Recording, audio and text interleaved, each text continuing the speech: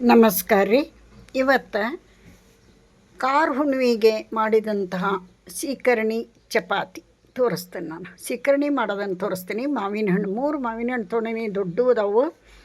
ನಾನು 4 ಜನ ಮನೆಯಾಗಿರೋದು, ಅದಕ್ಕೋಸ್ಕರ 2 ಬಾಳೆಹಣ್ಣು ತೊಗೊಂಡಿನಿ.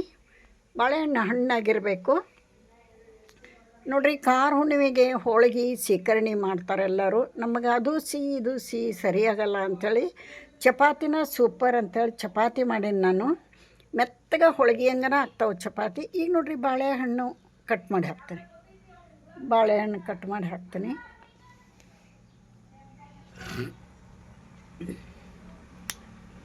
ಎರಡು ಬಾಳೆಹಣ್ಣು ಹಾಕಿರ ಅದರೊಳಗೆ ಟೇಸ್ಟ್ ಚೆನ್ನಾಗಿ ಆಗ್ತತಿ. ಕೆಲವೊಬ್ರಿಗೆ ಇಷ್ಟ ಆಗಲ್ಲ, ಇಷ್ಟ ಆಗಲಿಲ್ದವರು ಸ್ಕಿಪ್ ಮಾಡ್ಬೋದು.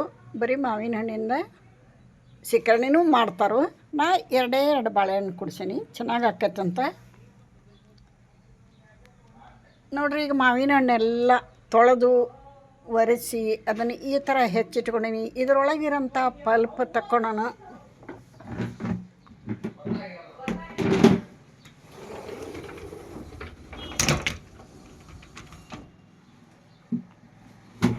ಇದರೊಳಗಿರೋಂಥ ಪಲ್ಪ್ ಎಲ್ಲ ತೆಗೆದು ಪಾತ್ರೆಗೆ ಹಾಕಕತ್ತೀನಿ.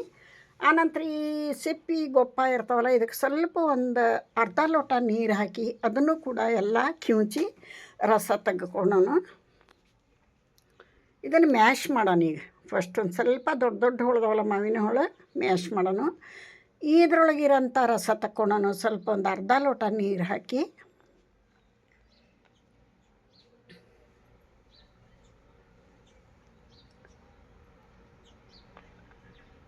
ಕಾರ ಹುಣ್ಣಿಮೆ ಕಡೆಯದ್ದು ಆಮೇಲೆ ಚೆನ್ನಾಗಿರಲ್ಲ ಮಾವಿನ ಹಣ್ಣು ಅಂತ ಹೇಳ್ತಾರೆ. ಕಾರ ಹುಣ್ಣಿಮೆಗೆ ಎಲ್ಲರ ಮನೆಯೊಳಗೂ ಹೋಳಿಗೆ ಸೀಕರಣಿ ಚಪಾತಿ ಸೀಕರಣಿ ಮಾಡ್ತಾರೆ. ನಾವು ಮಾಡೀವಿ. ಇದಕ್ಕೆ ಏಲಕ್ಕಿ 1-2 ಏಲಕ್ಕಿ ಸಣ್ಣಗೆ ಜಜ್ಜಿ ಪೌಡ್ರ್ ಹಾಕೋಣ. ಆನಂತರ ಇದಕ್ಕೆ ನಾ ಸಕ್ಕರೆ ಹಾಕೀನಿ. ಬೆಲ್ಲ ಹಾಕಿದ್ರೂ ಚಲೋ, ಸಕ್ಕರೆ ಹಾಕಿದ್ರೂ ಚಲೋ, ನಿಮಗೆ ಯಾವುದು ಇಷ್ಟ ಅದನ್ನ ಹಾಕ್ರಿ. ಒಂದು 5-6 ಟೇಬಲ್ ಸ್ಪೂನು ಸಕ್ಕರೆ ಹಾಕೀನಿ ಇದಕ್ಕೆ. ಇದನ್ನು ಚೆಂದ ಮಿಕ್ಸ್ ಮಾಡಿಬಿಟ್ರೆ ಆತು ನೋಡ್ರಿ, ರೆಡಿ ಆಯ್ತು ಮಾವಿನ ಹಣ್ಣಿನ ಸೀಕರಣಿ. ಚಪಾತಿ ಜೊತೆಗೆ ಮಾಡೀವಿ, ಸೂಪರಾಗಿ ಬಂದೈತಿ. ನೀವು ಈ ಥರ ಟ್ರೈ ಮಾಡಿರಿ, ಚೆನ್ನಾಗಿರ್ತೈತಿ. ಬಾಳೆಹಣ್ಣು ಮಿಕ್ಸ್ ಮಾಡೋದನ್ನು ಸ್ಕಿಪ್ ಮಾಡಬೇಡ್ರಿ. ಯಾರೆಲ್ಲ ವಿಡಿಯೋ ನೋಡ್ತೀರಿ ಇಷ್ಟ ಆದ್ರೆ ಒಂದು ಲೈಕ್ ಕೊಡಿರಿ. ಹೊಸಬ್ರು ಯಾರಾದರೂ ಚಾನಲ್ಗೆ ವಿಸಿಟ್ ಕೊಟ್ಟಿದ್ರೆ ಪ್ಲೀಸ್ ಸಬ್ಸ್ಕ್ರೈಬ್ ಮಾಡ್ಕೊಂಡು ವಿಡಿಯೋ ನೋಡಿರಿ ಅಂತ ತಮ್ಮಲ್ಲಿ ರಿಕ್ವೆಸ್ಟ್ ಮಾಡ್ಕೋತೀನಿ. ನಿಮ್ಮ ಹೆಲ್ಪು ಸಪೋರ್ಟು ನನ್ನ ಚಾನಲ್ಗೆ ಬೇಕು.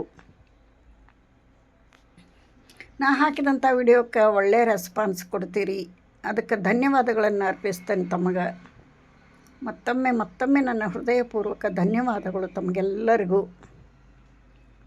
ನೋಡಿರಿ, ಚಪಾತಿ ಇಟ್ಟು ಕಲಿಸಿಟ್ಟೇನಿ. ಊಟದ ಟೈಮ್ನಾಗ ಚಪಾತಿ ಲಟ್ಟಿಸ್ಕೊತೀನಿ. ನಿಮಗೆ ಸೀಕರಣಿದಷ್ಟ ವಿಡಿಯೋ ಹಾಕೀನಿ ನಾನಿಲ್ಲಿ. ಮೆತ್ತನೆ ಮೃದುವಾದಂಥ ಹೋಳಿಗೆ ಅಂತ ಚಪಾತಿ ಹೆಂಗೆ ಮಾಡಬೇಕು ಅಂತ ನಿಮಗೆ ಬೇಕು ಅಂದ್ರೆ ಕಮೆಂಟ್ನಾಗ ತಿಳಿಸ್ರಿ, ನಾ ಮಾಡಿ ತೋರಿಸ್ತೀನಿ.